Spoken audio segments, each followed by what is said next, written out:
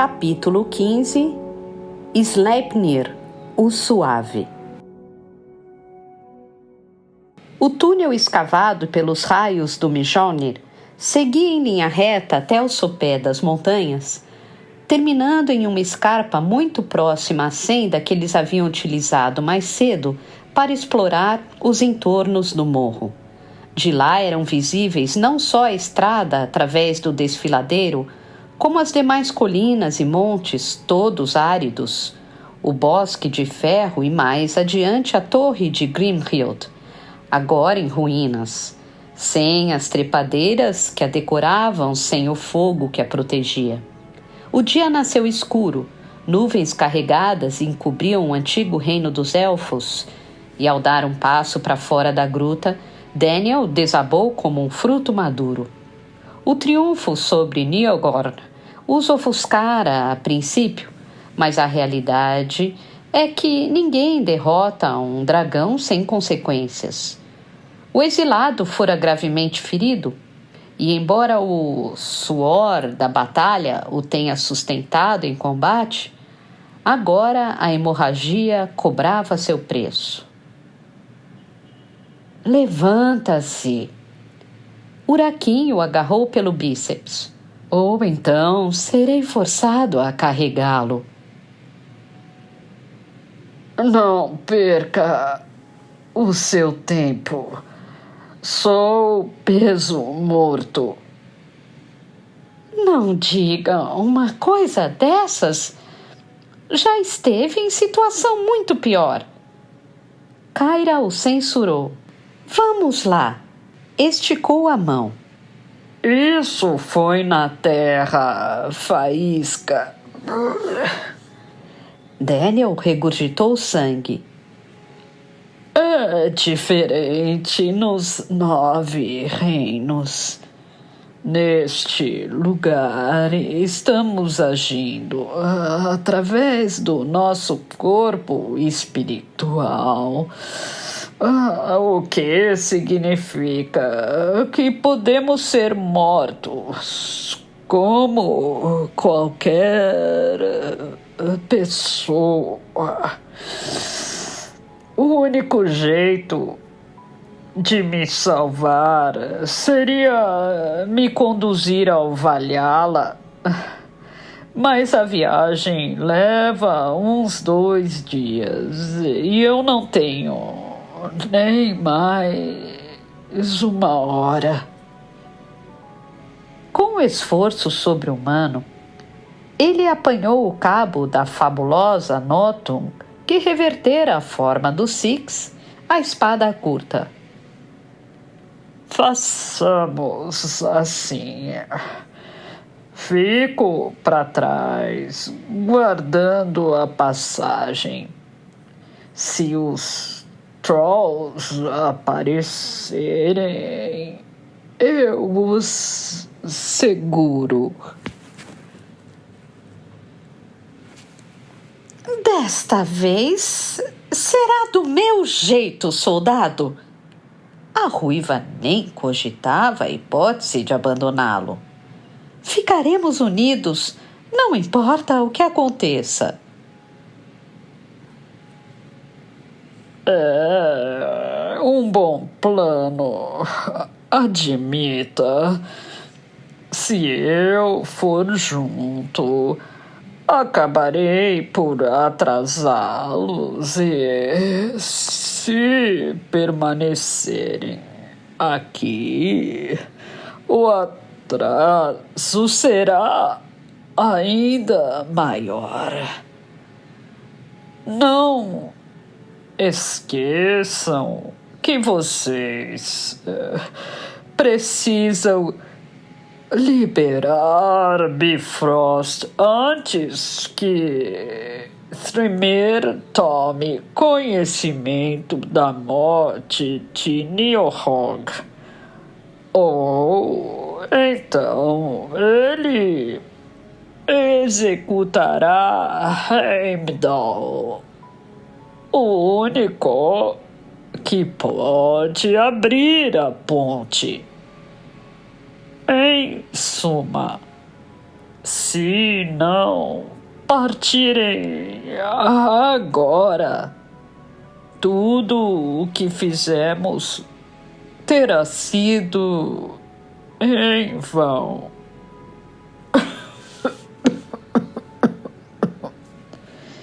E completou tossindo sangue.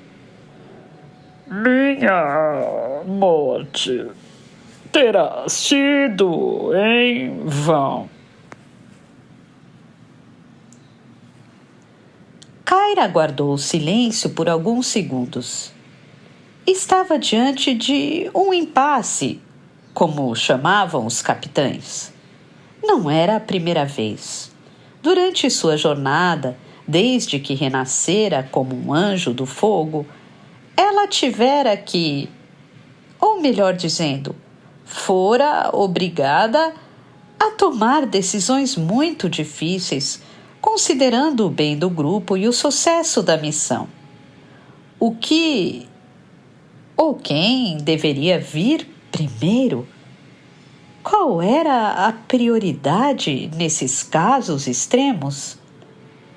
Quando se deparava com essas questões, ela buscava refúgio nas orientações transmitidas pelo saudoso amigo Levi, que lhe dera a solução para todos os dilemas e lhe ensinara que o coração fala mais alto sempre que a mente não encontra respostas. Em certas horas, por mais ilógico que pareça, é preciso confiar nos instintos, é preciso acreditar, ou como ele gostava de dizer, é preciso ter fé. O que fazemos? Uraquim aguardava instruções. Esperamos. Pelos trolls? Não, ela disse. Está escutando? Sim.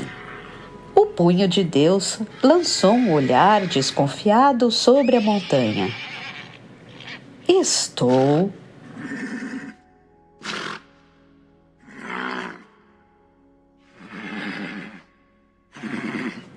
Um relincho, um milagre. Som de cascos, não apenas alguns, mas muitos. Cavalos subindo em disparada pela trilha, inúmeros, talvez um regimento inteiro. Kyra conjurou outra seta, pois não sabia quem ou o que o cercava. Uraquim se posicionou em defesa de Daniel, o martelo chispando. Uma sombra cresceu na aresta do morro e os companheiros avistaram um enorme corcel acinzentado, a crista branca, os olhos negros, as pernas grossas manchadas com o sangue dos trasgos.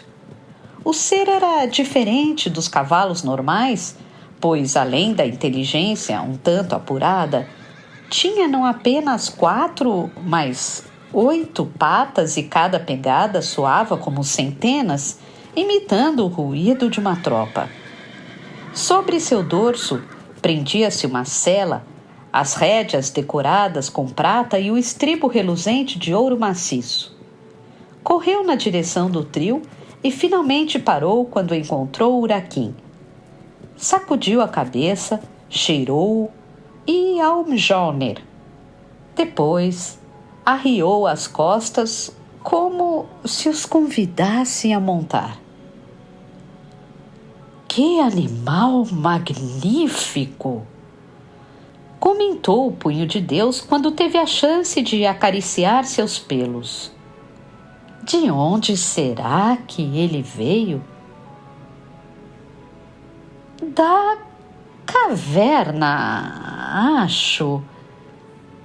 Deve ser parte do espólio de Niohorg, obtido ao longo de anos de saques e pilhagens.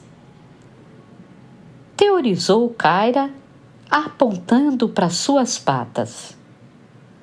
Não sei a quem ele pertenceu, mas talvez possa nos ajudar. olhou para Daniel moribundo. Pelo menos assim espero. O nome do corcel era Sleipnir, o Suave, e havia pertencido a Odin, depois fora herdado por Thor. Sleipnir era a cria de Svadilfari, o garanhão cinza escuro que ajudara a construir as muralhas do Valhalla e encerrava uma extensa linhagem de cavalos heróicos dotados de poderes incríveis. Sleipnir estava preso em Andalgran desde a morte do deus do trovão e era usado pelos Trolls como besta de carga. Com o Niohorg destronado, nada mais o segurava nos túneis. Assim, ele pisoteou alguns trasgos e saiu cavalgando de volta para casa quando encontrou os anjos no caminho. Como Urakin portava o Mjolnir, estava claro que era confiável. Então o corcel se ofereceu para transportá-los ao palácio. O que Kyra não sabia era que o Suave tinha capacidade de flutuar sobre a terra e as águas, sendo, portanto, a criatura mais veloz de que se tinha notícia. Sobre sua garupa, os três cruzaram o estreito, atravessaram a ponte e subiram o rio em questão de minutos. O cenário era percebido como um borrão e, quando o cavalo parou, eles estavam diante dos portões dourados, com as valquírias os observando atônitas. Naquela manhã, quem chefiava a guarda era Mist, Tempestade da Vitória, a mais nova das filhas de Odin. Considerando o sucesso da empreitada, ela imediatamente os escoltou à presença de Sif, que os recebeu no mesmo aposento onde os atendera dias antes. No percurso, Mist lhes contou que, além da Notgung do Mjolnir, o arco descoberto por Kyra era também famoso entre os Aesiris. Tratava-se do Idalir, outrora pertencente ao deus Ur. Suas flechas, segundo ela, condensavam a essência de quem as lançava. Como a centelha era um anjo de fogo, as setas se manifestavam em projéteis abrasados. Daniel foi levado aos pisos superiores em caráter de urgência para ser medicado. Os salões do Valhalla eram célebres por suas propriedades curativas, sendo o principal o Sesmunir, abençoado pela deusa Freya, um enorme galpão onde, nos tempos mitológicos, os soldados nórdicos recentemente mortos em batalha eram deixados pelas valquírias até se recomporem do trauma, renascendo como Einherjar, os sagrados guerreiros de Odin. O Sessrúmnir não diferia muito dos outros pavilhões, parecendo um estábulo para seres humanos, separado em leitos e baias. O capitão dos Aesiris dormiu o dia todo. Quando despertou, estava quase recuperado e faminto. Descobriu ao pé da cama um modesto jantar cujo prato principal era um delicioso salmão defumado. Para beber, uma jarra de suco de amora acompanhada por um copo de leite. Seu equipamento continuava por perto, incluindo a mística Notgung, que descansava embainhada sob o colchão. Kyra estava sentada ao seu lado, com o arco Idalir enviesado sobre o peito. Era a noite e, através das sacadas, coruscava a luz dos archotes. Se não é a mulher dos meus sonhos. Daniel acordou com seu jeito garboso. Já sei, perdi a festança. Ele não tinha noção de quanto tempo passara. Como foi a batalha? Não foi ainda. Ela sorriu ao vê-lo melhor, mas havia também consternação em sua face. E talvez nem aconteça. Quero ver sangue. Quando um querubim entra em uma disputa, segue nela até o final. Depois de tudo que passamos, não vou deixar barato. Ele se referia principalmente à surra que tomara de Niorhorg, e sua vingança estava só começando. O que aconteceu? O que era esperado. Lógico. Kyra revelou conformada. Sif nos disse que não tem tropas suficientes para enfrentar os gigantes. Bom, quantidade nem sempre é qualidade. Certamente não neste caso. Daniel procurou uma posição sentada e matou a sede com suco de fruta. Com uma boa estratégia, as valquírias poderiam acabar com esses monstros. Talvez. O que falta à rainha não são tropas, é motivação, opinou a ruiva. Ela teme pelos reféns, por Heimdall e pelos Einherjar, que serão executados ao primeiro sinal de revolta. Mas nos permitiu ficar com as armas mágicas e nos desejou boa sorte em combate. Que merda! Kyra achou que ele criticaria a monarca, mas aconteceu justamente o contrário. É uma merda sentir culpa, mágoa, desgosto. Tudo isso nos corrói por dentro. Eu sei bem o que é. Como aquela serpente fez questão de me lembrar. Levou à boca um pedaço de salmão. Sif não suportaria mais mortes sobre seus ombros. Ela ainda se considera responsável pelo assassinato de Thor, a fagulha que deu início ao incêndio. E quanto ao seu amigo Ismael, conseguiram encontrá-lo? Não. Daniel provou o gosto do leite. Não sei se sinto pesar ou alívio. Por ser um executor, um Rashmalin, Ismael era visto por muitos como um espião nas fileiras rebeldes, embora jamais tenha dado motivos para suspeitarem dele. Nunca acreditei que fosse um sujeito confiável. Já é a segunda vez que diz isso.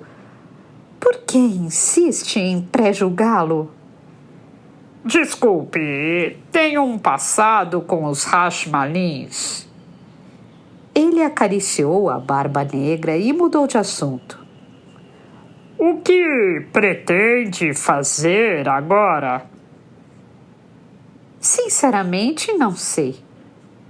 Olhando sob outra perspectiva, até entendo o drama de Sif, pois, de certa forma, passei por situações equivalentes. São muitas as perdas, insubstituíveis e dolorosas. Primeiro Levi, depois Ismael e agora você.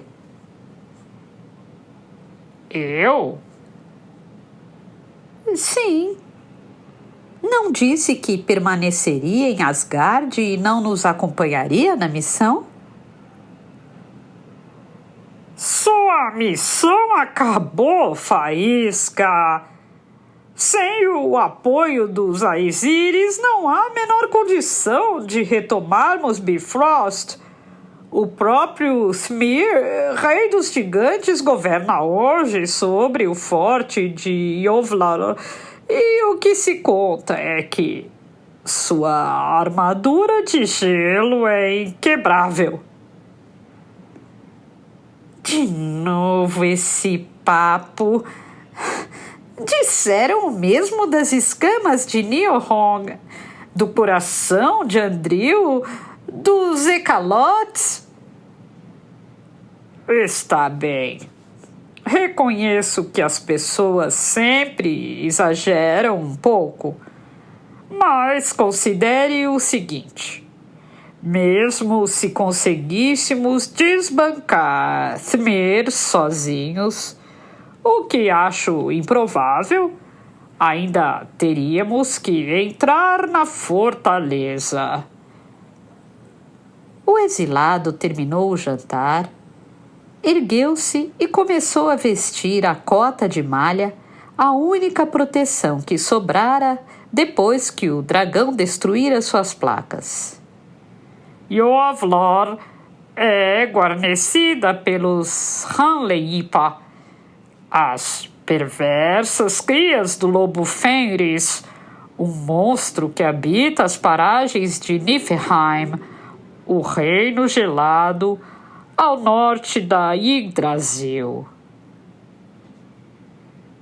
Nós acabamos de superar um dragão e você se preocupa com lobos? Graças a Notung. Ele atou à cintura o Six de Siegfried, A ceifadora de dragões, como fora apelidado pelos deuses. Não fosse ela, nem o Mjolnir nos salvaria. Pode ser, mas agora que temos o martelo, teoricamente, podemos fazer frente aos gigantes. Não foi o que Sif nos disse desde o início? Com ele, o Idalir e a Notung são 3 os artefatos místicos. E enquanto Daniel apertava o cinto, ela lhe estendeu o cabo da espada celeste, a mesma que ele encravara no topo do monte Andglan, para servir como trava à corda de algas e que supostamente desaparecera durante o confronto com Niohong. Ou 4, se contarmos com este.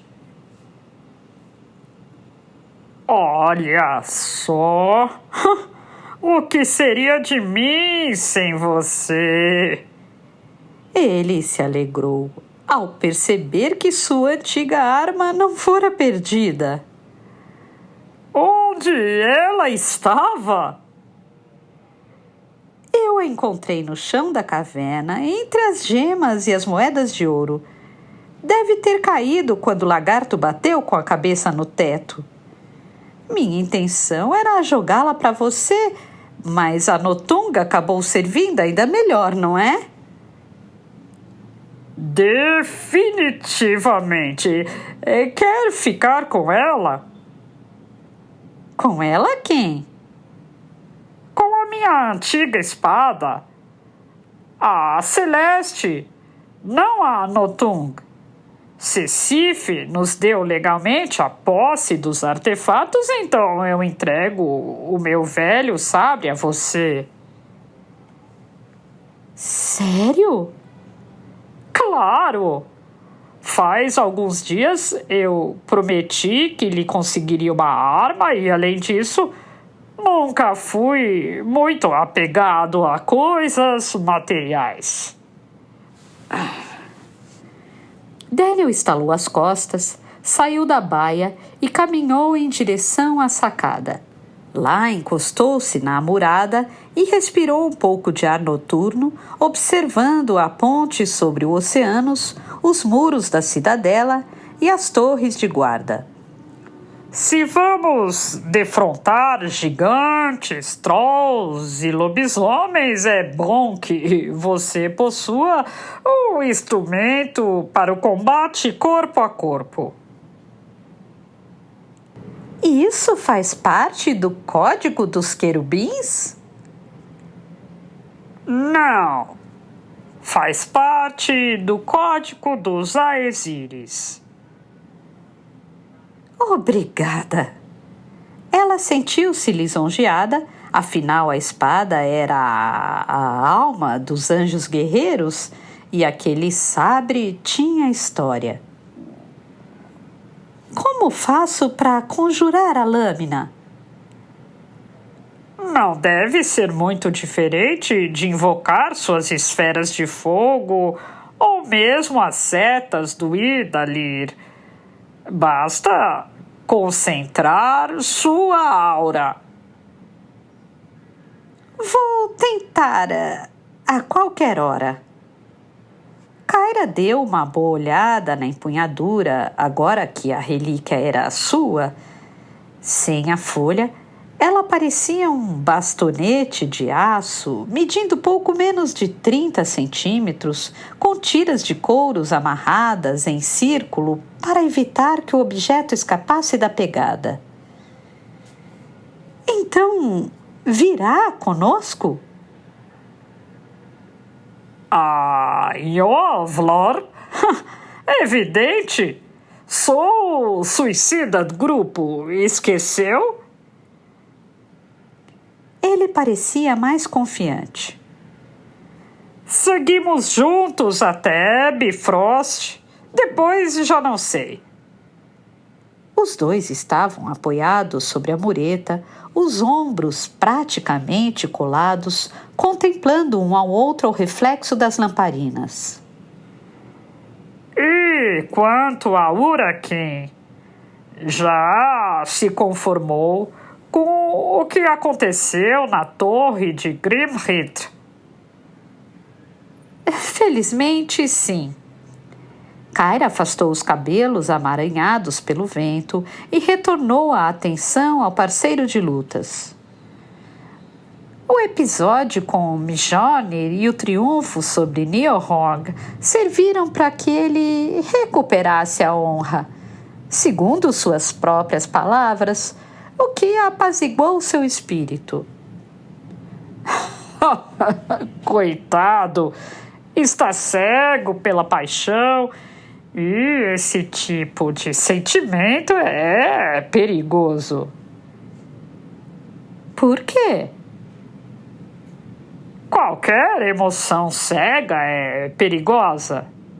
Sim, acho que concordo. Ela ponderou sobre o assunto. A propósito, como você resistiu aos encantos da ninfa? Difícil explicar. Lembra do que eu lhe disse enquanto descíamos o rio? É o tipo de coisa que não dá para esquecer. Ela sorriu um pouco tímida. Mas você também disse que não poderíamos ficar juntos? Sabe de uma coisa, Faísca? O quê? Eu sou um canalha mentiroso. Os dois se entreolharam e sentiram uma atração irresistível, algo que não provavam fazia meses, ou, no caso de Daniel, séculos. Kyra fechou os olhos, entregando-se completamente àquele momento que transportava seus tempos de mulher. Os rostos se aproximaram, os lábios se tocaram e, quando estavam prestes a se beijar, rugiu o som de um berrante.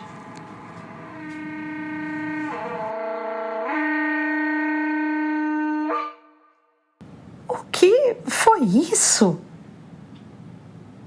A centelha se desviou e o clima romântico sumiu. O ruído era abafado e vinha dos portões. Invasão? Não sei. Como capitão dos Aesíris, Daniel tinha a obrigação de averiguar. Conferiu a armadura, ajustou-a no Tung e puxou Kyra pela mão. Venha comigo.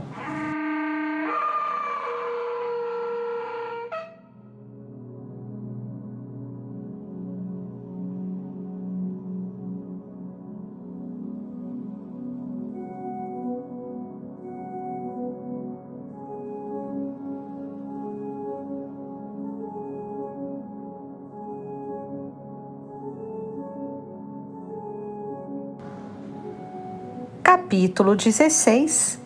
O Anel dos Nibelungos. Na ponte sobre o rio Oceanos, um cortejo andou até as muralhas e parou ante os torreões. O time era composto por 10 seres robustos, fortemente armados, ostentando couraças e elmos. 2 deles carregavam um cadáver enrolado em tecidos fúnebres e outros 5 sustentavam nos ombros uma pedra longa e pesada, igual aos dômenes de Thor e Odin. Encravados no topo de Hindiskalf, o chefe tinha uma barba comprida, castanha, trazia um machado e, apesar de musculoso, não media mais que 1,5 metros. Sif! Esbravejou o forasteiro, enquanto seu assistente, logo atrás, soprava o berrante. Quero falar com Sif Cabelos de Trigo! Alto! Uma das lanceiras que faziam arrondos deteve. Quem são vocês? Quem somos nós? O homenzinho retrucou numa inflexão arrogante. Quem somos nós? Ora, menina! Ele bufou, os olhos arregalados. Sou Dain, filho de Andvari, soberano dos anões. Alongou o braço, revelando uma joia no dedo. E este é o Nibelungo, anel dos reis desde o princípio dos tempos. Como perpétuo aliado dos deuses, reivindico o direito de conferenciar com a rainha. Agora!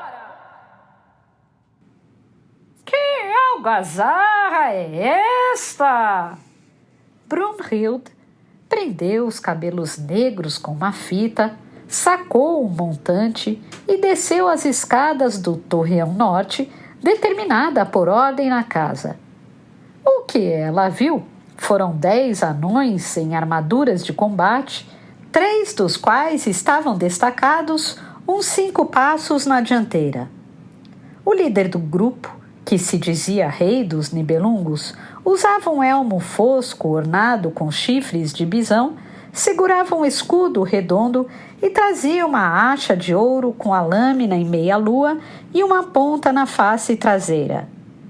Essa machadinha, batizada de Tyrfing, fora projetada nas fornalhas de Nilvalir e, segundo as lendas, tinha o condão de transformar suas vítimas em pedra. O que está acontecendo? Oh, mas se não é Brunhild, estrondo de guerra. Ao reconhecê-la, o anão fez uma vênia. Saudações, senhora! Que alegria! Dainin! A valquíria quase não acreditou a princípio. Os anões lutaram em parceria com os deuses contra os gigantes, mas isto fora muito tempo antes do acordo de paz que pôs fim à briga entre Aesíris e Jotnar, a qual seria retomada com a morte de Odin. Desde então, esses pequenos guerreiros, chamados de Devargar pelos elfos e de Nibelungos por eles próprios, haviam se isolado em suas cavernas num esforço para erradicar os trolls que os ameaçavam a cada dia. O que o traz a Valhalla? E quem são esses dois que o acompanham? Perdoe-me por não tê-los anunciado formalmente. Sou grosseiro e apressado. O visitante estendeu a mão como se pedisse desculpas. Os anões eram conhecidos por seus hábitos toscos, às vezes até rudes, mas Dain, em particular, nascera em berço real e sabia se comportar diplomaticamente quando a ocasião exigia. Apontou primeiro para o indivíduo à sua esquerda, um jovem de vergar de queixo louro, armadura dourada e escudo losângico, que como arma empunhava um gládio. Este é o meu filho, o príncipe Frijlar. Virou-se à direita e indicou um segundo anão, quase idoso, de barba grisalha e couraça segmentada. E o senhor, carregando o tridente, é o general Brokre, que pelejou ao lado de meu pai Andvari sob o estandarte de Odin. Finalmente abordou o assunto mais importante. Estamos aqui para honrar a antiga aliança entre nossos povos. Não acha que é tarde demais? Brunhild recolheu a espada e falou calmamente. Onde estavam os anões quando Thor foi assassinado? Ocupados com os trasgos e dragões que castigam nossas terras. Como diplomata, Dainin ensaiara respostas convincentes para as questões mais polêmicas. Ademais, quando soubemos da tragédia, já não havia o que fazer. O Mjolnir estava sob a guarda de Nihorg, preso e encerrado em seu covil.